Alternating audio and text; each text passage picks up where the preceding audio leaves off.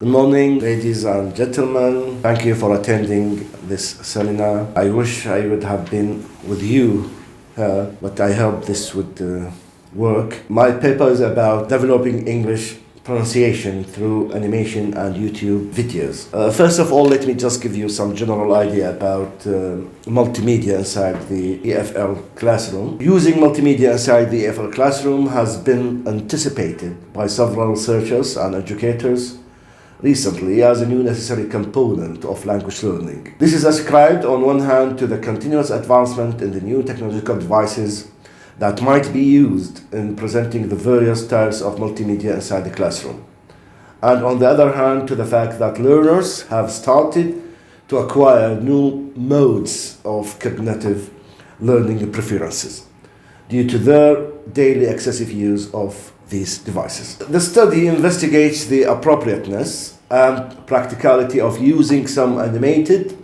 or dynamic graphs and YouTube movies in teaching the pronunciation of English to Iraqi Arabic learners of English as a foreign language. Now, I had two groups. The subject participated in this case study, taught using two different methods of teaching. One of them, of course, the traditional method that is usually used here in our classroom, which is basically might be called something similar to the earlier methods of teaching, the grammar translation method. And the other one, the other group, they were subject to learning through the multimedia lab by using the graphs and the YouTube. Before talking about my case study, let me give you some general idea about our theoretical background about animation inside the EFL classroom. Multimedia is usually understood as an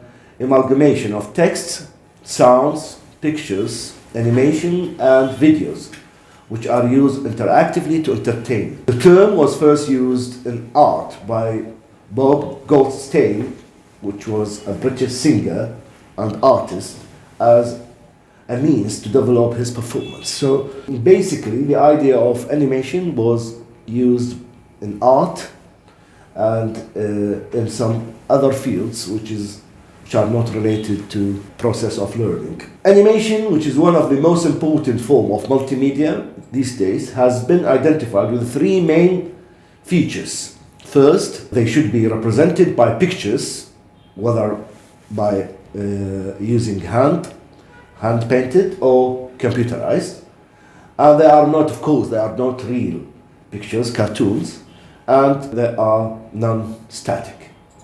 Despite the fact that the various forms of multimedia, including animation, were basically used for entertainment, the fascinating development in the technological devices used and its widespread among the new generation have stimulated teachers and educators to use a comparative technique inside the classroom.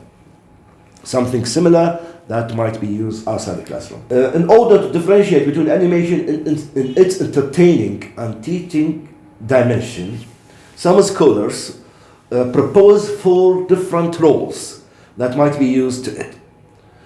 They call them affective, cognitive, enabling, and facilitative, with each function with some special characteristics and features. In my case study, I used some theory which is very prominent, suggested or proposed by Maya 2005 at the University of California. In this theory, they or he assumes that this theory might help to explore the nature of instructional messages within multimedia and how they are transformed and perceived. The theory is based on 5 cognitive processes. First, selecting the relevant words from the text or narration, and then selecting the relevant images from the illustration, and organizing the selected words into a coherent verbal representation, organizing the selected images, and then integrating pictorial and verbal representations at prior knowledge. Of course, this theory is based on the three different assumptions. The first one, which is called dual channel assumptions, and then the limited capacity, and then the active processing. In order to make use of this theory, I raised two different questions that might be related to my case study. The first one, does this theory work in language processing? Because, generally speaking, this theory was presented to be applicable to the process of learning in general, not necessarily language processing. And then, which is very much related to my case study, does the theory work in learning English as a foreign language in a comparative way? So in order to answer these questions, I made some modification. But before talking about my modification, let me just give you some general idea, briefly, about the theory proposed by Maya, 2005. This is the theory, as you can see here. We have the multimedia presentation, we have the words and pictures, and we have the three types of memory: the sensory memory, working memory, and the long-term memory. By sensory memory, he means the ears and eyes, how we look at the texts and how we hear the sounds and how then will be integrated together. And the working memory, between the sounds and the images, then how to organize the words and changing them into verbal model and to pictorial model, and then integrating them. But before integrating them, we should go into the long-term memory and try to think about our prior knowledge or knowledge related to these. And that was the original theory. My modification here, as you can see here, is closely related to the long-term memory. I'm going to tell you why. But first, here in the beginning, this is the same, talking about the words, pictures as the input, how we hear and how we look at the pictures and the words. And we have the working memory. Here, I proposed a different technique here to have two types of working memory. I'm going to tell you why. But before this, let me talk about the long-term memory. Here, the long-term memory, I'm talking about the relation between the L1 and the L2, because here I'm talking about the foreign language, not the native language. So we have the L1 structure, and we have the confusion and disorganization. And then we have new knowledge and prior knowledge. So here, let's start with the prior knowledge. By prior knowledge here, I mean the structures related, because here I'm not talking about only the main idea of this paper, which is how to develop the phonology of foreign language learners. Here, this might apply to different levels of the language. So here, we have the L1 structures, in our cases, which is Arabic, and there will be a kind of confusion and disorganization because of the L1 structures between the prior knowledge and the new knowledge. And because of this confusion and disorganization, which is basically called by different scholars, don't know, 60 years ago, as transfer by ladder, transferring some characteristics from the first language to the second language. I'm talking about the phonological transfer. Because of this confusion, we're going to have a second working memory, and this second working memory is different from the first working memory, and then we will have the output. And the output will be a kind of, let's say, hybrid words. If we're talking about phonology here, a hybrid pronunciation between the effect of the phonological system of the L1 that might affect the phonological system of the L2. So this idea of the prior knowledge would stop the integration between the prior knowledge and the new knowledge and confuse the organization of words and images in the working memory. Okay, let me give you just an example to illustrate. If we talk about the word strawberry, okay? Now, if an Arab learner of English as a foreign language hears and watches the word strawberry through a dynamic graph, now I'm talking about dynamic graphs, he would process its pronunciation and meaning by using the auditory and visual channel, according to the theory, and store it in his working memory. Yet, when connecting it to his prior knowledge in the long-term memory, which in this case reads, there is no consonant clusters in Arabic. Those who are interested or who know something about Arabic, they know very well that in Arabic we don't have consonant clusters. In Arabic we have consonant, vowel, consonant, vowel, consonant, vowel. Whereas in English, it is there are so many words that have this consonant clusters, 3, 4, 5, 6 consonant clusters. That's why an Arab learner would certainly try to use the phonological Arabic system of there is no consonant clusters by pronouncing the English word strawberry. So instead of saying strawberry, he would or she would definitely say strawberry.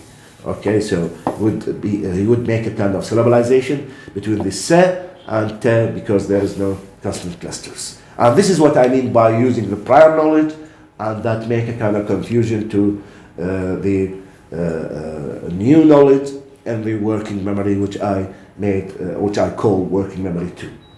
Now, how do we overcome this? How do we overcome this idea of the negative effect of the L1 sound system? Okay, advanced foreign learners of English might succeed to acquire a native-like competence in all aspects of the language skills, but keeping the accent and some phonological habits of their mother tongue. And my greetings to all Indians, if they are here and they listening to me to this seminar. So if you just think about the Indian English, so there would be a kind of what we called in linguistic fossilization in the pronunciation. So they would speak English in an Indian way, forgetting the basic phonological system of English. And of course, it's not only about Indian. Even for us, Arab learners, you may find very advanced foreign language learner, very well, an excellent writer in English, an excellent different skills, but in phonology, you would definitely any native speaker would understand or would identify him as a foreigner from the first 3 or 4 words that he pronounces. Now, for the case study, in order to shed some light on the difficulty that an Arab learner finds in learning the English vowels and diphthongs, for instance, in the light of CAH, contrastive analysis hypothesis, one may recall, for instance, I'm talking about Arabic here, there are 27 vowels in English, short, long, diphthongs and triphthongs, whereas in Arabic we have only 3 vowels. And even those vowels, they are basically letters, which is far more prominent than their function in the sound system, even for the Arabic native speakers. So they are basically letters, not sounds. Consequently, we may expect that Arab learners would find a great deal of difficulty in learning the English vowels and diphthongs.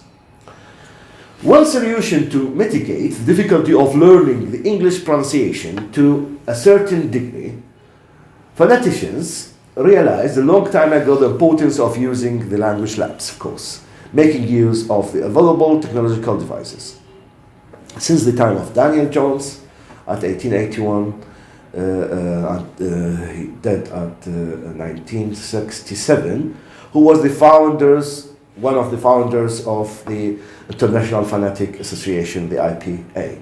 Scholars working in phonetics have been in a continuous pursuit of appropriate tools to help learners, starting from cassette tape recorders in the 60s and ending up with the dynamic graphs, software application, and YouTube videos. Now, if you just have a look at these two, just an example to illustrate, at these 2 applications, they are available online. This one,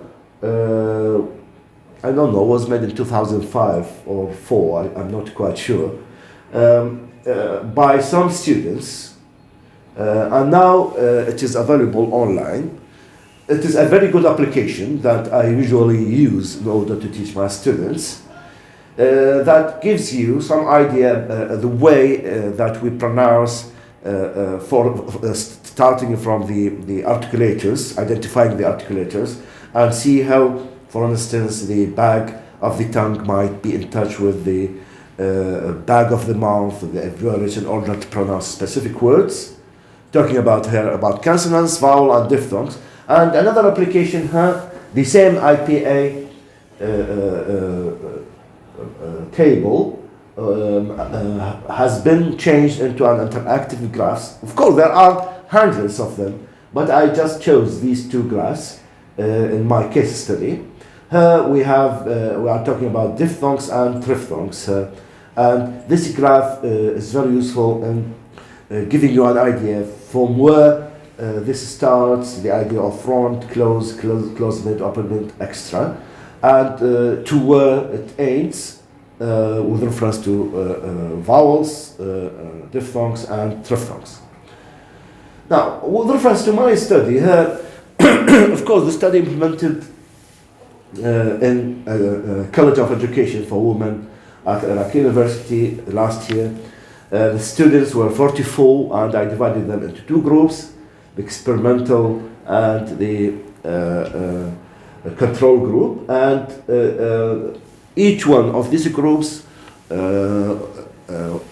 taught in different ways. That is, the first group, we used the traditional way, I don't know, something like, as I told you, the grammar translation method, whereas the other group, I taught them in the multimedia lab, which was full of different types of equipment, the smart board and the computers, laptops, and different techniques that I used by using these the graphs that I told you about, and the YouTube videos. Now, if we're talking about the results of the two groups, so of course they were subject to two tests, pre and post tests. Comparison made between the results related to answering questions about vowels in comparison to diphthongs. Such comparison was made to see if there is a difficulty the subject might have in comprehending the pronunciation of particular group of English vowels. As for the experimental group, the average percentage related to answering questions about vowel was 62.27% and 46.81% for the control group. As for answering the question related to diphthongs, the experimental group result was 63.18% and the control group 46.81%. There is no significant difference between the average percentage related to both vowels and diphthongs in the experimental group. Now, if you just look at these figures, we have the diphthongs and vowels percentages in the experimental group, and here we have comparison between the pre-test and post-test for the control group, and you can see here the pre-test and then the post-test and for the comparison between the pre-test and post-test for the experimental group. Definitely, it was clear from the results that there was a clear difference between the two groups. In conclusion, although there has been considerable time span since the communicative approach to English teaching was first proposed, both teachers and students in many non-native English language speaking countries, including Iraq, are still not able to adapt it as a teaching style due to several educational and technical reasons, such as the unavailability of native English teachers, because I believe that the best and successful, in order to make community effort successful, we need native English teachers. And secondly, the lack of classrooms with the required equipment. The main elements of this approach are exposing the foreign learners with as much authentic materials as possible and using them interactively inside and outside the language classroom. The learning strategies used by the students in these countries in learning English language are similar to those used in learning any other subject matter, as if we are teaching mathematics, chemistry, physics, which is something very bad, of course, because certainly learning language is completely different from learning any subject matter. So due to the continuous advancement in the new technology, the last 3 decades have witnessed a new generation of learners. And that's why what I called the new learning preferences in general, and EFL learners in particular. The hallmark of this generation is the skillful use of interactive computer-mediated technologies such as smartphones, laptops, iPads to create and share their interests and ideas in highly complex virtual communities. This social global phenomenon has created new modes of thinking, as I have just said, and learning, and we call the communicative approach to be an integrated part of any EFL classroom. To the end of my seminar, thank you very much for listening to me. I'm sorry if I take much more time than which is expected. Thank you very much, and hope that that was useful and interested to you. Thank you very much.